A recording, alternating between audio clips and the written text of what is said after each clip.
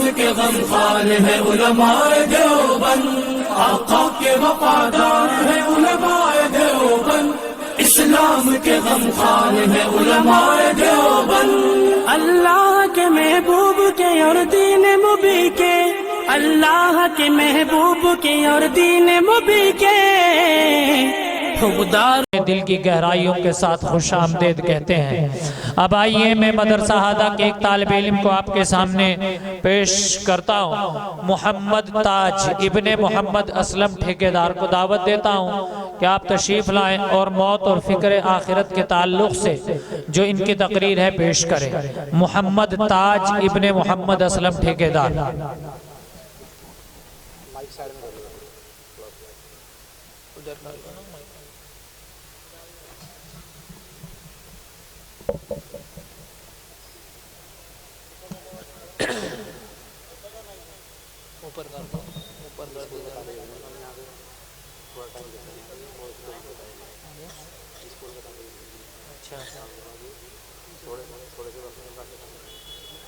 کرسی بنا بیٹھ جائیے بھائی۔ بسم اللہ الرحمن الرحیم، الحمد للہ رب العالمین، والصلاة والسلام علی رسولہ الامین، اما بعد، اعوذ باللہ من الشیطان الرجیم، بسم اللہ الرحمن الرحیم، کل نفس ذائقۃ الموت، وقال رسول اللہ صلی اللہ علیہ وسلم زوروا القبور فإنها تذکر الموت، او کما قال علیہ الصلاة والسلام۔ ملے خاک میں اہل شاں کیسے کیسے، ملے خاک میں اہل شاں کیسے کیسے، مکی ہو گئے بے مکاں کیسے کیسے، ہوئے نامور بے نشاں کیسے کیسے، زمین کھا گئی آسمان کیسے کیسے۔ محترم حضرات اور سامعین کرام، لوگوں نے ہر چیز میں اختلاف کیا ہے اور اپنے اپنے خیالات پیش کرتے ہیں، اپنا علیحدہ علیحدہ نظریہ بیان کرتے ہیں۔ اختلاف کی دنیا ہے، مثل مشہور ہے جتنے منہ اتنی بات، یہاں تک کہ اس دنیا نے خالق الارض والسماوات کے ذات اقدس کو بھی نہیں چھوڑا۔ کسی نے 2 خدا تسلیم کیے، کسی نے 3، کسی نے خیر و شر کے خدا الگ الگ مانے، مشرکین عرب نے تو 36 خدا مانے، لیکن ہندو مذہب نے تو حد ہی کر دی، کہہ دیا کہ 33 کروڑ خدا ہے۔ اسی طرح مذاہب میں تفریق، عقائد کا جھگڑا، نبوت میں اختلاف، اسلام، توحید، شرک، حق و باطل، سچ اور جھوٹ کے پلیٹ فارم بن گئے۔ پوری دنیا کا متفق اہل فیصلہ میرے بھائیوں، اس دنیا میں کسی بھی مذہب، کسی بھی فرقے سے تعلق رکھنے والا انسان ہو، چاہے مسلمان ہو یا کافر ہو یا امیر ہو یا غریب ہو یا مرد ہو یا عورت ہو یا عرب ہو یا عالم ہو یا جاہل ہو، سب کا اس بات پر اتفاق ہے کہ موت آئے گی۔ یقیناً ایک روز قبر کا مہمان بننا ہوگا میرے بھائیوں۔ جو اس دنیا میں آیا قبر کی طرف ایک دن جائے گا۔ نہ آیا جو کہ باقی رہا، نہ آیا جو کہ باقی رہا، نہ ساگر رہا نہ ساقی رہا۔ انسان، تمہاری خوبصورتی، تمہارا حسن، تمہارا جمال، تمہاری جوانی کا نشہ، تمہاری قابلیت کے چرچے سب ایک دن خاک میں ملنے والا ہے۔ کیا تم نے سنا نہیں؟ کل نفس ذائقۃ الموت، ہر جاندار کو موت کا مزہ چکھنا ہوگا۔ یہ زمین کتنے انسانوں کو کھا چکی ہے، لیکن اس نے آج تک ڈکار نہیں۔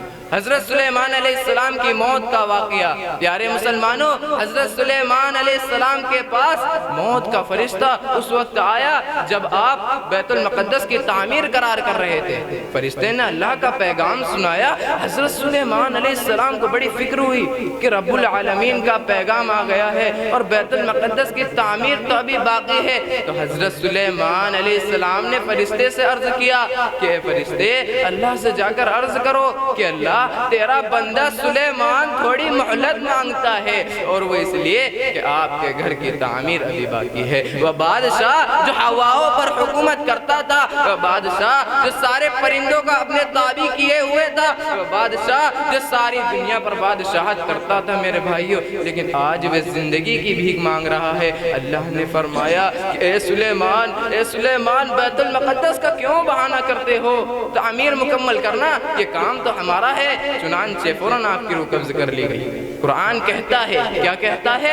اذا جاء اجلهم فلا يستاخرون ساعة ولا يستقدمون، کہ جب تمہارا وقت متعینہ آ جائے گا تو ایک لمحے کی بھی مہلت نہیں مل سکتی۔ اور دوسری جگہ ارشاد فرمایا اینما تکونوا یدرککم الموت ولو کنتم فی بروج مشیدہ، کہ جہاں کہیں بھی تم ہو موت تم کو آ پکڑے گی، اگر چاہے تم مضبوط قلعے میں کیوں نہ بند ہو جاؤ، کسی کو موت کا علم نہیں کب کہاں اور کیسے آئے گی۔ کالی کملی والے حضور صلی اللہ علیہ وسلم نے ارشاد فرمایا کہ انسان جب تو صبح کر لے تو شام کا انتظار مت کر، اور جب تو شام کر لے تو صبح کا انتظار مت کر، اور تو اپنے آپ کو مردوں میں شمار کر۔ ایک دن مرنا ہے آخر موت ہے، ایک دن مرنا ہے آخر موت ہے، کر لے جو کرنا ہے آخر موت ہے۔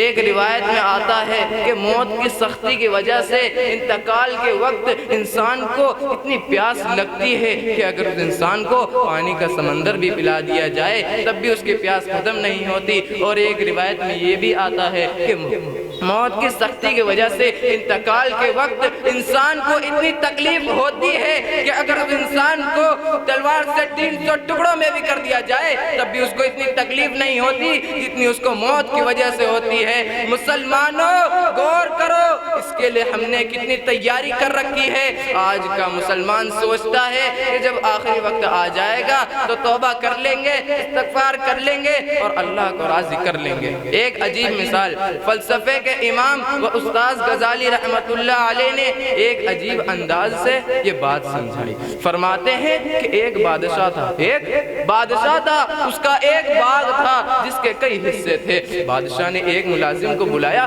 اس کے ہاتھ میں ایک ٹوکری دی اور اس سے کہا کہ اے ملازم اس باغ میں داخل ہو جاؤ اور اچھے اچھے پھل توڑ کر لے آؤ، تمہیں انعام دیا جائے گا، مگر شرط یہ ہوگی کہ باغ کے جس حصے سے تم ایک مرتبہ گزر جاؤ دوسری مرتبہ اس میں واپس نہ جاؤ۔ تو ملازم ٹوکری لے کر پہلے حصے کے دروازے سے اندر داخل ہوا، وہاں دیکھا کہ درختوں پر پھل تو ہیں مگر اچھے نہیں ہیں۔ دوسرے حصے میں داخل ہوا، وہاں دیکھا کہ پھل تو پہلے سے بہتر ہیں۔ توڑنے جا رہا تھا، خیال آیا کہ اگلے حصے میں تو اس سے بھی بہتر ہو سکتے ہیں، وہاں سے توڑ لوں گا۔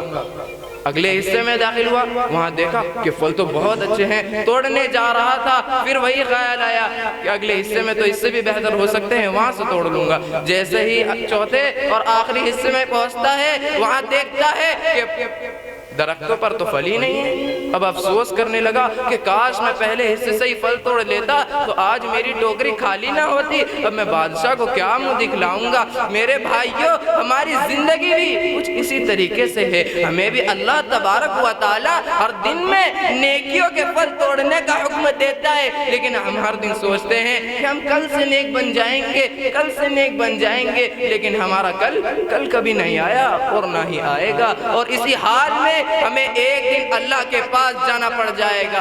ایک کارگی کے مسلمانوں، یہ موت ہے، کیا ہے؟ یہ موت ہے جو ایک اٹل حقیقت ہے۔ اس نے کتنی اڑتی ہستیوں کو زیر خاک کر دیا، موت نے کسی کو نہیں چھوڑا، سب کو اپنی لپیٹ میں لے رکھا ہے۔